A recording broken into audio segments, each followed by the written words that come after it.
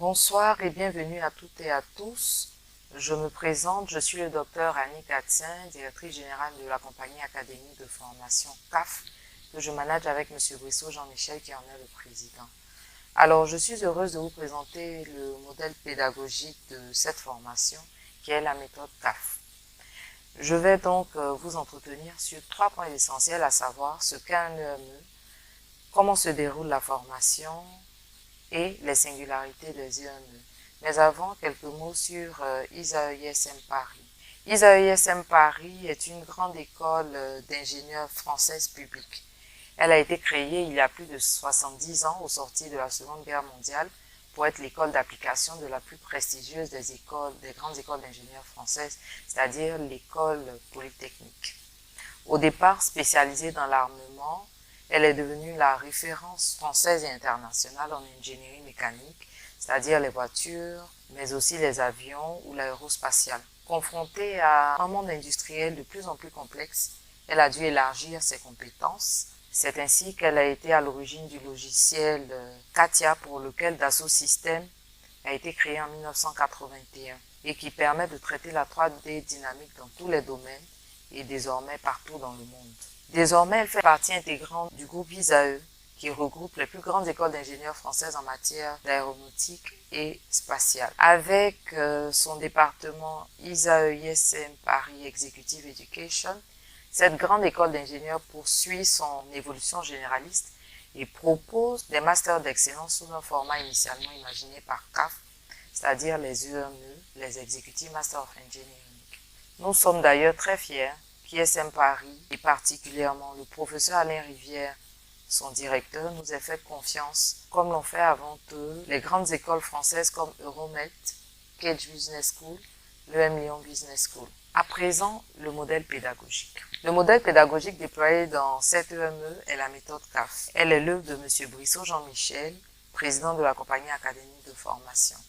L'objectif pour lui était de transmettre le savoir-faire au plus grand nombre de personnes à moindre coût. Il a donc porté son choix sur ce modèle qui responsabilise l'apprenant dans son apprentissage et favorise l'acquisition du savoir-faire. M. Brissot a garanti le succès de ce modèle pédagogique d'une part par l'exigence de contenu orienté vers les compétences à acquérir et d'autre part par l'inclusion d'un véritable accompagnement pédagogique personnalisé à chacun des apprenants. C'est cet apport majeur qui singularise la méthode CAF qui aujourd'hui a fait plus de 1285 diplômés au monde ayant un savoir-faire réel. Donc, plus que les écoles, c'est la méthode CAF qui fait des diplômés compétents. C'est quoi un EME? Un EME, c'est un master, tout simplement, suivant la norme LMD, donc un bac plus 5 français. C'est le diplôme d'ISAE-ISM Paris. Si vous êtes recruté, vous serez auditeur uniquement que d'ISAE-ISM Paris, comme si vous aviez fait la formation à Paris. Il n'y a d'ailleurs aucune différence avec les diplômés à Paris. Mais par-delà le diplôme, le plus important, c'est l'acquisition du savoir-faire. L'acquisition de vraies compétences, mais aussi le développement d'un certain savoir-être. C'est notre objectif avec les équipes pédagogiques. Nous voulons que les diplômés soient en capacité, et cela très rapidement, d'accéder aux plus hautes fonctions dans les entreprises, les institutions, que ce soit dans leur pays ou ailleurs. Pour être diplômé, vous devrez atteindre le niveau exigé. À la sortie, ils doivent atteindre un niveau d'excellence internationale. Vous serez alors véritablement un maître ingénieur, donc titulaire d'un Executive Master of Engineering. Maître parce que vous serez diplômé d'un master et que vous maîtriserez les compétences attachées. Ingénieur car vous aurez acquis les méthodes de l'ingénieur. Par exemple, vous ne vous satisferez plus d'une solution à un problème, vous en proposerez plusieurs pour pouvoir effectuer un choix. Ou encore, vous deviendrez plus humble parce que le monde des sachants tout sera bien loin derrière vous. Vous aurez pu apprécier tout ce que vous ne saviez pas et que le monde des certitudes sera vraiment très très loin derrière vous. L'esprit ingénieur, c'est ce que nous voulons que vous ayez en sortant diplômé. Vous serez en mesure de voir et de situer une problématique, puis de la placer dans son contexte, de proposer plusieurs solutions, de convaincre de votre choix et bien sûr de mettre en œuvre la solution choisie. Vous comprendrez aussi rapidement l'intérêt et la nécessité du travail à plusieurs devant l'importance des sujets à traiter. Vous serez certes maître de votre art, ce qui veut dire qu'il n'y aura plus personne au-dessus de vous, mais en contrepartie, vous serez responsable de vos décisions.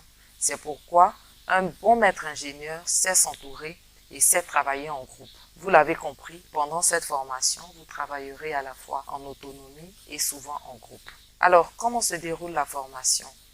Vous allez alterner tout au long de cette formation le travail en autonomie depuis chez vous et le travail en groupe. Les EME sont divisés en modules indépendants qui eux-mêmes sont divisés en 3 grandes phases. Alors, la première phase est celle pendant laquelle vous allez travailler sur la plateforme pédagogique eBelearn.com. Vous disposerez des cours, des tests pour que vous puissiez vérifier votre bonne compréhension et votre acquisition du savoir-faire. L'objectif pour nous, et cela avec les équipes pédagogiques, est de réussir complètement ces tests. Vous pourrez par conséquent en faire jusqu'à l'obtention de la note minimale demandée. La deuxième phase est celle du séminaire. Il se déroule en général les week-ends en visio. Vous travaillerez la plupart du temps en groupe sur un cas, c'est-à-dire un sujet réel à traiter sous l'angle du module. Une troisième phase, donc la troisième phase, c'est celle de l'examen du module. Pour un module qui dure, par exemple, 4 semaines, il faut compter jusqu'à 3 semaines pour la première phase. Donc, la phase où vous êtes sur la plateforme pédagogique eBelearn.com. L'examen se déroulant dans les jours de la semaine qui suivent le séminaire en soirée à partir de 18h00 GMT. Et pour les promotions de data en général, c'est un jeudi. Alors, les singularités des EME. Vous travaillerez un seul module à la fois. Vous allez travailler un seul module à la fois, sauf pour les modules d'anglais et le module projet. Vous serez évalué sur votre assiduité, votre travail fourni et bien sûr votre compréhension et bien entendu les savoir-faire acquis. Lors de vos tests, séminaires et examens, vous avez droit à toutes vos ressources pédagogiques, absolument tout. Vous pouvez avoir recours à toutes vos ressources pédagogiques sans exception. Parce que c'est pas votre mémoire que nous évaluons, c'est plutôt votre capacité à faire face à une situation avec les outils dont vous disposez, c'est-à-dire les arguments qui vous ont été donnés dans vos cours. Par contre, nous serons intransigeants sur une seule chose, c'est la communication. Il vous est strictement interdit de communiquer sous quelque forme que ce soit lors d'un examen. La présence au séminaire ou aux examens est obligatoire, aucune excuse n'est acceptée. Pour ceux qui, avec justificatif, n'ont pas pu composer, soumettront leur situation et le jury décidera. Bien entendu, dès la rentrée, vous aurez votre calendrier qui est le planning prévisionnel qui vous permet de vous organiser et prévoir toutes les échéances pour pouvoir être présent à tous les séminaires et à tous les examens. Bien entendu, même si vous êtes en mission, vous pourrez composer ou participer au séminaire depuis le lieu de votre mission. Le module projet. Le module projet, il est très important pour votre master. Il pèse à lui seul 30 crédits sur les 90 qu'il faut pour votre diplomation. Dans le cas du module projet, vous aurez à traiter en groupe un projet issu d'une problématique réelle d'entreprise. Vous aurez un rapport de projet à fournir et chaque groupe devra faire une présentation dite poster le 15e mois de l'EME. Le projet se fait sur 6 mois. Avant de finir, quelques modalités pratiques pour les candidatures. Les frais de dossier s'élèvent à 30 €, c'est-à-dire 20 000 francs CFA, que vous pouvez payer en ligne, par virement, par Visa Card, par Mobile Money pour certains pays, ou bien même auprès de notre assistant local qui vous remettra un reçu que vous pourrez télécharger dans votre espace candidat. Vous remplissez en ligne votre dossier dès qu'il est validé. Vous recevez une convocation pour le test en ligne qui dure environ 40 minutes. Ensuite, vous recevrez très rapidement la décision du jury pour vous permettre de vous préparer. Si vous êtes admis, vous devrez verser un acompte de 150 €, c'est-à-dire 200 000 francs, pour que votre admission soit confirmée. Les frais de scolarité s'élèvent pour l'EME2 à 2 745 €, donc 1 800 000 francs CFA, et 1 400 €, donc 920 000 francs CFA pour l'EME1. Donc EME2, 1 800 000 et EME1, 920 000 francs. Les jurys d'admission ont commencé, ne perdez pas de temps. Je voudrais finir mon intervention sur un point important, c'est-à-dire la qualité de l'équipe pédagogique. Alors, si vous êtes admis, vous allez bénéficier d'une formation de niveau exceptionnel grâce à une équipe pédagogique de top niveau avec à sa tête un passionné de data. J'ai nommé le professeur Zou. C'est une chance pour vous d'avoir cette équipe pédagogique-là qui aime partager sa passion et c'est vraiment une énorme chance de pouvoir bénéficier de sa science et de l'implication pédagogique de chacun des membres de cette équipe. Alors, soyez bien conscients que pour devenir maître ingénieur en ingénierie data, ce ne va pas être très facile, ça ne va pas être très facile. Ça va vous demander beaucoup d'efforts, mais je suis sûre que quelles que soient les difficultés que vous rencontrerez, avec beaucoup de sérieux et de ténacité, de rigueur et d'organisation, vous réussirez cette formation. Vous deviendrez, j'en suis sûre, d'excellents ingénieurs data. Donc vous ferez partie des plus grands ingénieurs data et vous serez de véritables solutions pour vos entreprises. Alors, je vous souhaite de faire le bon choix, d'opter pour cette formation d'excellence qui, au minimum, pourra combler vos attentes, sinon bien au-delà. Merci, à bientôt.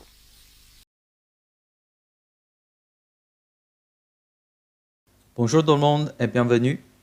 Je m'appelle Minglei Jiang, je suis diplômé de l'École centrale Paris, consultant expérimenté avec une histoire démontrée de travail dans l'industrie des logiciels informatiques. Je suis plutôt compétent en leadership, C#, analyse des données, Angular et Python Machine Learning. Je suis collègue de M. Zhou. Bonjour chers auditeurs, je m'appelle Xiayang Zhou, diplômé de l'école polytechnique. J'ai participé à plusieurs projets chez AXA et HSBC en tant que consultant technique et expert de machine learning. J'ai donc une expérience riche du projet de data dans le domaine de finance. Et maintenant, je travaille en tant que développeur et data scientist avec Professeur Jiang dans une startup de data analytics platform sur laquelle nous pouvons construire des applications avec des techniques avancées de IA. Nous aurons aussi le plaisir d'avoir M. Alain Rivière en tant que superviseur et encadrant pédagogique de cette formation. Il est directeur exécutif formation chez ISM Paris. Il est aussi directeur général de SUPMECA, Institut supérieur de mécanique de Paris. Il a eu son doctorat en physique à l'École centrale de Paris. Dans le monde aujourd'hui, les données sont devenues un élément indispensable de la vie quotidienne. Lors vous voyagez, vous utiliserez des données pour rechercher Google Maps. Payer avec des cartes de crédit impliquera aussi les données. Dans l'entreprise, les données seront également utilisées pour analyser du comportement des clients. Je pense que c'est aussi la raison principale pour laquelle vous voulez vous inscrire à ce programme. Le programme EME Data Master 1 est la première exploration de la science des données. Son objectif principal est de préparer les auditeurs pour une étude plus approfondie en Master 2. Il partira de la méthodologie analytique des données, l'apprentissage des langages de programmation, Python notamment, et des différentes structures de base de données, relationnelles, NoSQL, ainsi des concepts mathématiques de base. La façon d'apprentissage de notre programme EME Data Master sera différente de celle dont vous avez l'habitude. Son processus d'apprentissage est complètement autonome. Et nous demandons aux auditeurs d'avoir une étude régulière et quotidienne, ce qui est essentiel. Un apprentissage quotidien et régulier au cours des prochains mois sera la clé pour réussir ce programme. Chaque module se termine par un séminaire qui permet aux auditeurs d'appliquer ce qu'ils ont appris à des exercices prolongés. Cela peut être une étude cas, un projet ou bien un problème à résoudre. Les séminaires à la fin de chaque module sont aussi une occasion de découvrir plus de ce que vous avez appris dans le cours. Notre objectif est d'essayer de vous montrer tous les aspects dans tous les domaines, afin que vous puissiez trouver votre place selon votre compétence et apporter votre insight, votre contribution dans vos futures carrières, ainsi de mieux préparer aussi le Master 2 pour ceux qui veulent continuer avec nous. À la fin de cette formation Master 1, vous devez avoir une première vue claire du monde data, une meilleure compréhension des divers outils possibles. Vous saurez faire la modélisation la plus adaptée et vous pourrez résoudre un problème concret en s'appuyant sur notre cours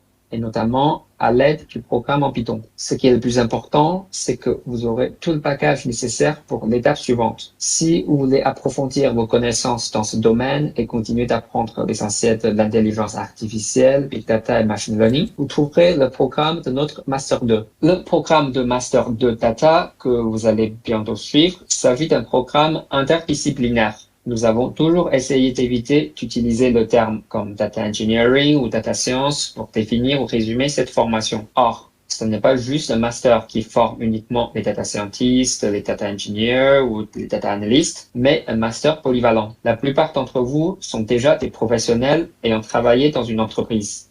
Vous devez savoir que ce qui est important dans une entreprise, c'est des gens, des professionnels, qui sont capables de transformer l'analyse de données en un avantage concurrentiel pour leur organisation. Nous voulons que vous soyez ces gens-là et notre objectif est d'essayer de vous montrer tous les aspects dans ce domaine.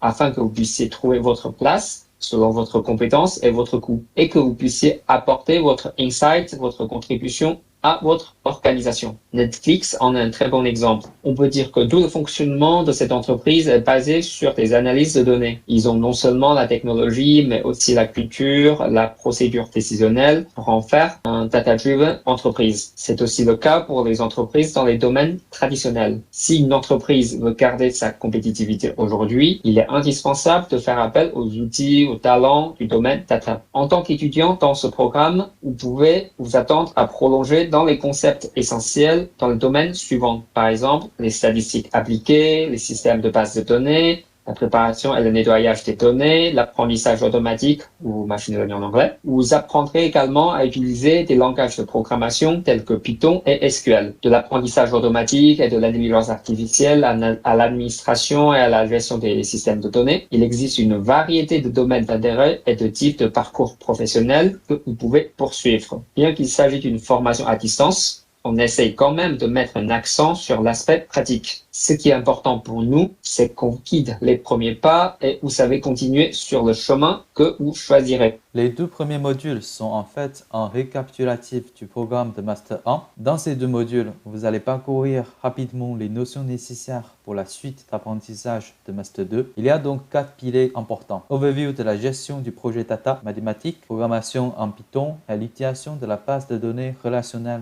comme MySQL et irrationnelle comme MongoDB. L'objectif de ces deux premiers modules prérequis est bien pour une mise au niveau de chacun. Tous les auditeurs n'ont pas le même background ni les mêmes expériences.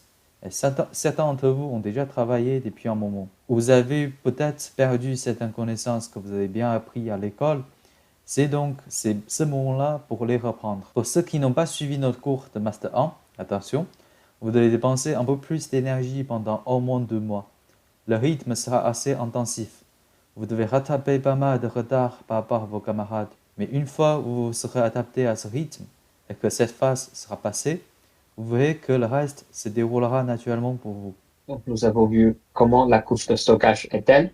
Typiquement, les bases de données sur une seule machine et ainsi les interactions avec ces databases à travers du code, de la requête pour injecter ou récupérer les données. On va donc rentrer dans le monde de Big Data. Alors, l'idée principale du système de Big Data est d'utiliser un ensemble de machines moins puissantes pour atteindre une plus grande capacité du traitement de données. On utilise souvent le terme cluster ou système distribué pour désigner cet ensemble de machines qui peuvent se communiquer entre eux. Alors, 2 familles de technologies seront présentées dans le cours, Hadoop et MapReduce et Spark. Nous allons apprendre leurs mécanismes et leur architecture, ainsi les interactions avec ces systèmes distribués. Tout comme si nous avons une base de données classique. Vous allez aussi écrire votre propre code pour qu'il puisse être exécuté sur ces clusters scalables. Depuis le module 3 à 4, nous avons désormais la capacité pour traiter en théorie n'importe quelle volumétrie de données grâce à la scalabilité horizontale de notre cluster Big Data Hadoop ou Spark. Mais comment utiliser cette capacité ou utiliser cette capacité avec une meilleure